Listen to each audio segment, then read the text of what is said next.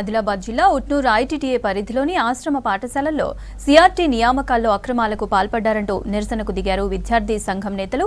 Utnoor ITTA కార్యాలయం దగ్గర ధర్నా నిర్వహించారు. ఎలాంటి నోటిఫికేషన్ లేకుండా టెట్ క్వాలిఫై కాకుండా అర్హత లేని వారిని సిఆర్టీలుగా నియమించారని ఆరోపించారు. వారిపై చర్యలు తీసుకోవాలన్నారు నేతలు.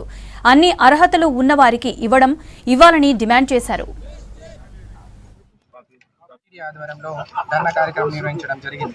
మరియు ఐటీడీలో జరుగుతున్నటువంటి అక్రమాల గురించి సిఆర్టీలను నోటిఫికేషన్లో చాలా వరకు అక్రమాలు జరుగుతున్నాయి. మరి 2024లో అసలు నోటిఫికేషన్ లేదు, అయినా సరే 13 మందిని హైర్ చేయడం జరిగింది. మరి సిఆర్టీ ఎట్లా ఇస్తారు, ఏ విధంగా ఇస్తారు? సిఆర్టీ అనేది కేవలం 1 సంవత్సరం ప్రతిపాదనతో మాత్రమే నోటిఫికేషన్ ఇవ్వాలి.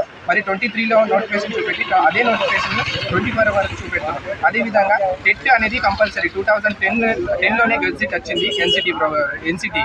మరి ఆ ఎన్సిటీ ప్రభుత్వం నుంచి వచ్చినటువంటి గెజిట్ని కూడా లెక్క చేయకుండా ఈరోజు టెట్ క్వాలిఫైడ్ లేని వాళ్ళు కూడా పేపర్ 2ని చూపెట్టి ఈరోజు సిఆర్టీలుగా ఎస్ఏలుగా చేస్తున్నారు. మరి నేను ఒకటే అడుగుతున్నాను, ఈ అక్రమాలు ఎన్ని రోజులు? మేము గత ప్రభుత్వంలో కూడా మిమ్మల్ని అనేక సార్లు ఇచ్చాము, ఇది జరుగుతుంది, దాని గురించి విచారణ చేయాలంటే విచారణ చేయడం లేదు. మరి 2024లో ఏ విధంగా సిఆర్టీలు ఇచ్చారు? అదేవిధంగా 2020లో జీవో నెంబర్ 3 పోయిందనేసి ఇప్పుడు సాకులు చెప్తున్నారు. మరి 2018లో 19లోనే నాన్ ట్రైబల్తో ఎలా భర్తీ చేశారనేది మీరు ఖచ్చితంగా దీని గురించి సమగ్రంగా విచారణ చేసి ఆదివాసీ గిరిజనుల విద్యార్థులకు న్యాయం చేయాలని కోరుతున్నాం. ముఖ్యంగా జీవో నెంబర్ 3 పునరుద్ధరించాలి, ఏజెన్సీ ప్రాంతాలలో ఉద్యోగ నోటిఫికేషన్లు జారీ చేయాలని మేము ఇక్కడ రావడం జరిగింది.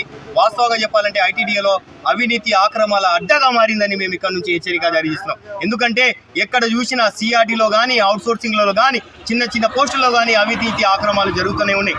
గత 3-4 సంవత్సరాలు మేము ఆధారాలతో సహా వెళ్ళినా కూడా గత పిఓ గారు ఖుష్బూ గుప్తా ఉన్నప్పుడు మేము అడగడానికి పోతే మా పైన ఆక్రమ కేసులు కూడా పెట్టడం జరిగింది.